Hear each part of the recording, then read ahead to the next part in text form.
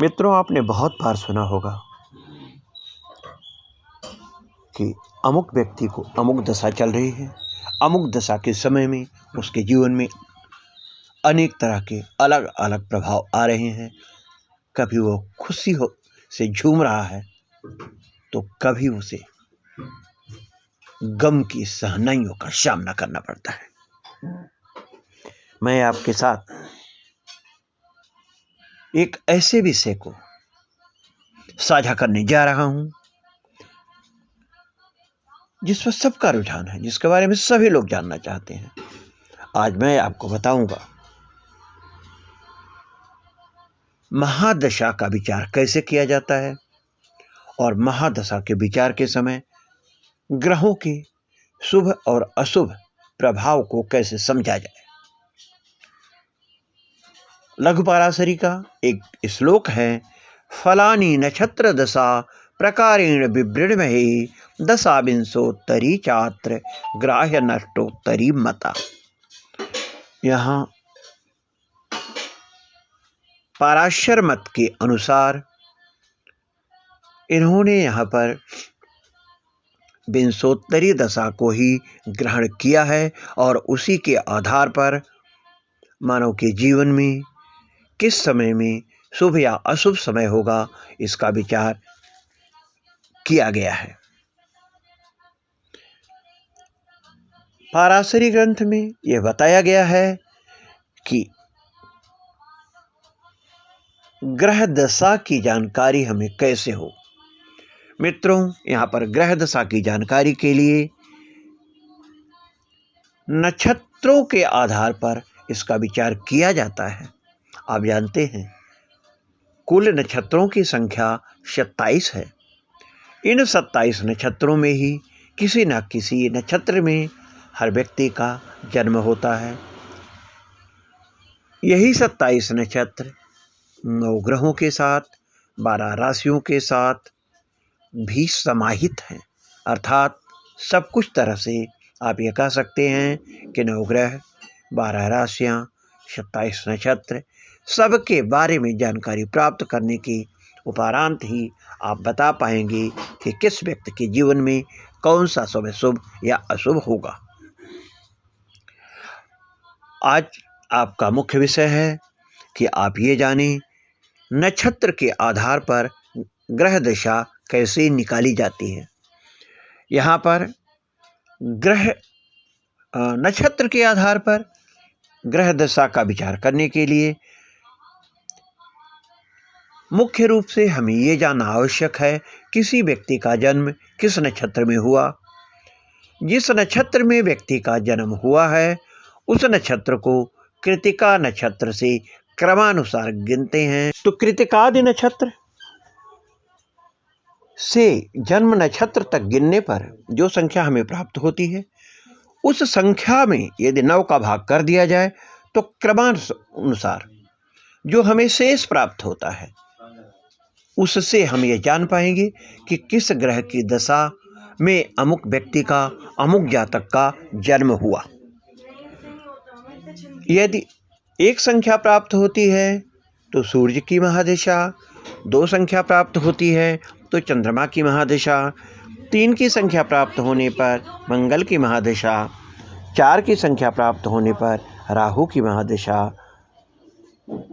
5 की संख्या प्राप्त होने पर गुरु की महादशा, 6 संख्या शेष आने पर शनि की महादशा, 7 संख्या शेष आने पर बुध की महादशा, 8 संख्या शेष आने पर केतु की महादशा और 9 संख्या शेष आने पर राहु की महादशा होती है। जैसा कि आप जानते हैं दशा क्रम का विचार करते समय आ, चम, भू, रा, जी, स, बु, की, सु इसके आधार पर ग्रहों की दशा का विचार किया जाता है और प्रत्येक ग्रह की दशा का मान 10 वर्ष, 6 वर्ष,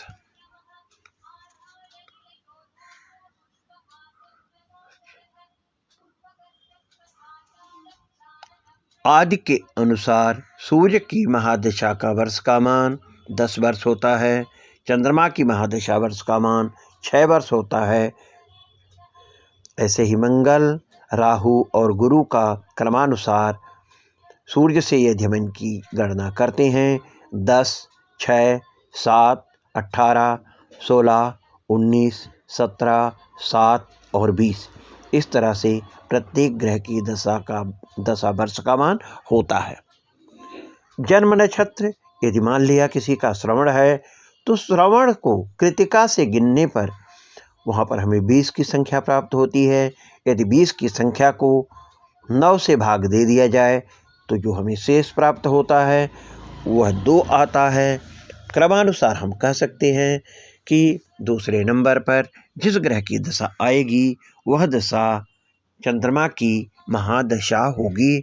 इसके आधार पर हम दशा वर्ष का निर्णय किस ग्रह की महादशा आएगी उसका निर्णय कर लेते हैं और जिस ग्रह की दशा आएगी उसके दशा क्रम को क्रमशः सूर्य दशा से विचार करते हुए सूर्य 6 वर्ष, चंद्रमा 10 वर्ष, मंगल 7 वर्ष, राहु 18 वर्ष, गुरु 16 वर्ष, शनि 19 वर्ष, बुध 17 वर्ष, केतु 7 वर्ष और शुक्र 20 वर्ष के दशा वर्ष का योग यदि किया जाए तो इनका संपूर्ण मान 120 वर्ष होता है और महादशा का संपूर्ण मान 120 परम आयु वर्ष मानते हुए यही विंशोत्तरी दशा का मान माना जाता है।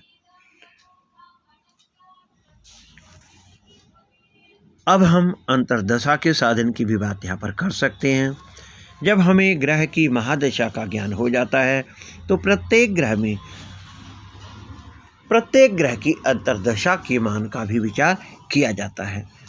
अंतर्दशा के मान का विचार करते समय पराशरी कार ने जो एक सूत्र दिया है, रव्यादीनाम दशा गुण्या त्रिभी स्वदशा हता घस्रादंतर्दशा मानुम विंशोत्तर शतात्मके, अर्थात सूर्य आदि ग्रहों के दशा वर्ष को 3 से गुणा करने पर ग्रहों की अंतर्दशा ध्रुवा प्राप्त होती है।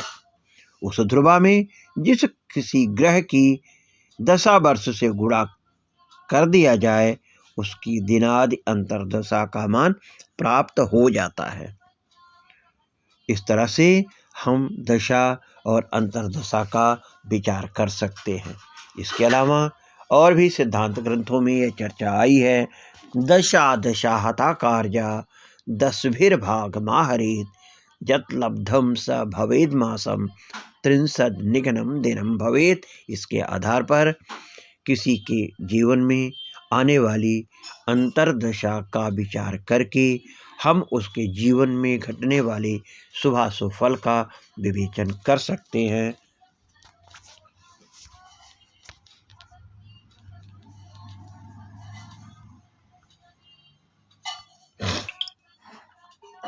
यदि आपको एक बार यह पता चल जाए कि दशा का विचार कैसे किया जाता है और अंतर्दशा का विचार कैसे किया जाता है, उसके मान को हम किस तरह से निकालते हैं, तो इसके आधार पर मेष आदि लग्न में उत्पन्न जातकों की दशा फल का विचार भी आप आसानी से कर सकते हैं।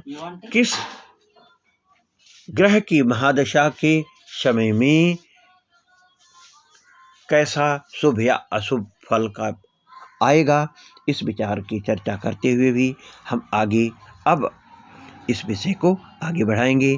आप अगले वीडियो में ये जान पाएंगे मेष लग्न में उत्पन्न जातक के लिए कौन सा ग्रह शुभ होता है और कौन सा ग्रह अशुभ होता है। धन्यवाद।